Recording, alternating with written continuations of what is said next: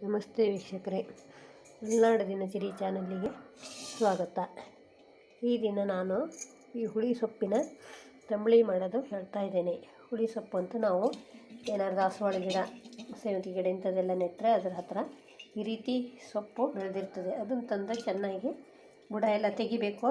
ಆಮೇಲೆ ಅದನ್ನು ತೊಳೆದು ಒಂದು ಸ್ವಲ್ಪ ಮುರ್ಕೋಬೇಕು, ಎಲ್ಲವ ಹೆಚ್ಚಿ ಹಾಕಬೇಕು. ಹಾಕಿ ತಂಬಳಿ ಮಾಡಲಿಕ್ಕೆ ಬರುತ್ತೆ, ಆರೋಗ್ಯಕ್ಕೂ ಒಳ್ಳೆಯದು.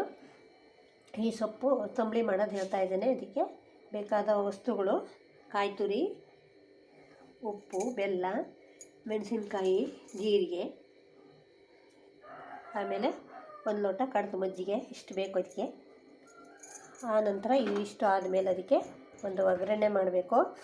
ಒಗ್ಗರಣೆಗೆ ಮೆಣಸಿನ್ಕಾಯಿ, ಕೊಬ್ಬರಿ ಎಣ್ಣೆ, ಒಣಮೆಣಸು, ಕೊಬ್ಬರಿ ಎಣ್ಣೆ, ಸಾಸಿವೆ ಕಾಳು ಹಾಕಿ ಒಂದು ಕೊನೆಯಲ್ಲಿ ಒಂದು ಒಗ್ಗರಣೆ ಮಾಡೋದು ಇದೆ.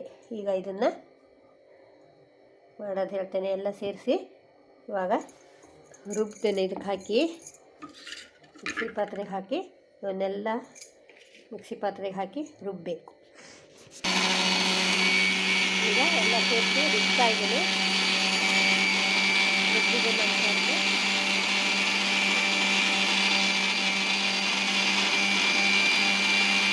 ಇದು ಆರೋಗ್ಯಕ್ಕೆ ತುಂಬ ಒಳ್ಳೆಯದು. ಈಗ ಹುಳಿ ಸೊಪ್ಪಿನ ತಂಬಳಿ ರೆಡಿಯಾಗಿದೆ. ಇಲ್ಲಿ ಹಾಕಿಟ್ಟಿದ್ದೇನೆ. ಇಲ್ಲಿ ಒಗ್ಗರಣೆಗೆ ಇಟ್ಟಿದ್ದೇನೆ. ಈ ಒಗ್ಗರಣೆ ಆದ ತಕ್ಷಣ ಅದಕ್ಕೆ ಈ ಒಗ್ಗರಣೆ ಒಲೆ ಮೇಲೆ ಇಟ್ಟಿದ್ದೇನೆ. ಮೆಣಸಿನ್ಕಾಯಿ, ಸಾಸಿವೆ ಕಾಳು ಎಲ್ಲ ಹಾಕಿ ಒಗ್ಗರಣೆ ಆದ ತಕ್ಷಣ ಅದಕ್ಕೆ ಒಂದು ಒಗ್ಗರಣೆ ಹಾಕ್ತೇನೆ. ಈ ರೀತಿ ಒಗ್ಗರಣೆ ಚಟಿಪಟಿ ಉಟ್ಟಬೇಕು. ಸಾಸಿವೆ ಕಾಳು ಚಟಿಪಟಿ ಉಟ್ಟಿದ ತಕ್ಷಣ ಇದಕ್ಕೆ ಹಾಕಬೇಕು. ಹಾಕಿ ಇದನ್ನು ಅನ್ನದ ಜೊತೆ ಅಥವಾ ಕುಡಿಲಿಕ್ಕೆ ಈ ತಂಬಳಿ ಉಪಯೋಗಿಸೋದ್ರಿಂದ ಆರೋಗ್ಯಕ್ಕೆ ತುಂಬ ಒಳ್ಳೆಯದು. ಕಡ್ದು ಮಜ್ಜಿಗೆ ದಿವಸನೂ ಉಪಯೋಗಿಸಿದರೆ ರೋಗನಿರೋಧಕ ಶಕ್ತಿನೂ ಬರ್ತದೆ. ಮಕ್ಕಳಲ್ಲಿ ರೋಗನಿರೋಧಕ ಶಕ್ತಿ ಹೆಚ್ಚಾಗ್ತದೆ. ಈ ವಿಡಿಯೋ ನೋಡಿ, ಶೇರ್ ಮಾಡಿ, ಸಬ್ಸ್ಕ್ರೈಬ್ ಆಗಿ, ಹಾಗೂ ನೀವು ಇದನ್ನು ಮಾಡಿ ನೋಡಿ ಕಾಮೆಂಟ್ ಹಾಕಿ.